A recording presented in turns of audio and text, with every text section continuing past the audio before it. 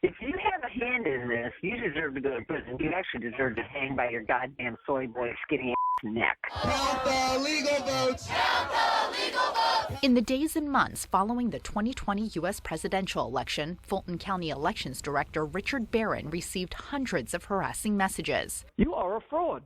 You should just go to China, because that's where you belong, in communist China, because you're a crook. His staff in Atlanta, Georgia, made up almost entirely of black election workers, was targeted too.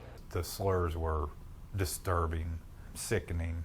The staff started getting all sorts of calls threatening that people were going to come and kill everyone in their offices or in their chairs. For senior election administrators to local volunteers, Trump's baseless voter fraud claims have had far-reaching consequences in contested states from Georgia to Arizona to Michigan. Public servants and others who ran elections or refuted voter fraud falsehoods continue to be targeted. Some have faced protest at their homes. Many have received death threats. In Georgia, where Trump faces a criminal investigation into alleged election interference, the fallout has been especially severe. Absolutely, I'm concerned about future elections. Gabriel Sterling, a senior election official in Georgia who drew national attention in December when he denounced Trump's fraud claims as dangerous, says he's still being harassed and threatened. Beginning of May, I still got a phone call at 2:36 in the morning telling me I was going to prison. So this stuff has continued. And it's continued for all of us. Sterling's boss, Georgia Secretary of State Brad Raffensperger, and his family have also been targeted. In April, Raffensperger's wife, Tricia, received a chilling text message that read, "You and your family will be killed very slowly." A week earlier, another text said, "We plan for the death of you and your family every day." In an exclusive interview with Reuters, Tricia Raffensperger detailed the threats to her family since the election.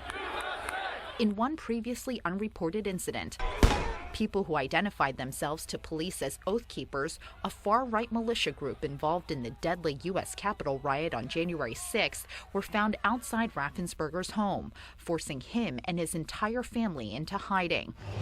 Trump's loss to Democrat Joe Biden in Georgia in last year's presidential election marked a dramatic political shift in the historically Republican state. I'm upset about these votes. His defeat left many in the party in disbelief, and Trump lashed out at election officials claiming they rigged the results.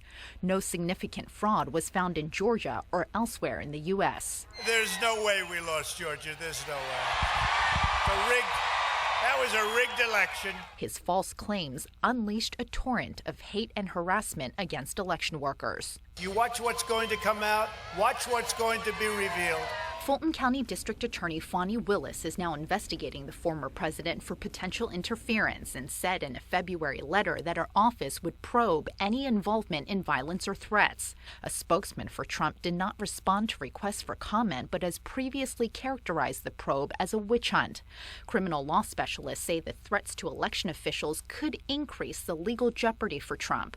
Georgia State University law professor Clark Cunningham. The statement in her letter suggests one of the things she may be looking at is whether Mr. Trump or others acting together with him were actually encouraging or soliciting the making of death threats against Georgia election officials. The Trump investigation is underway. In April, 2 investigators from Willis's office met with Fulton County's elections director, Richard Barron.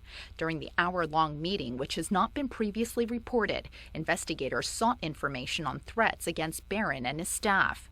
Willis's office did not respond to a request for comment. Elections officials fear the fallout from Trump's false and incendiary rhetoric could reverberate into future elections by making it harder to hire or retain people in public service jobs that make them targets for violence. You have a lot of good public servants just leaving. Never seen an exodus like this before.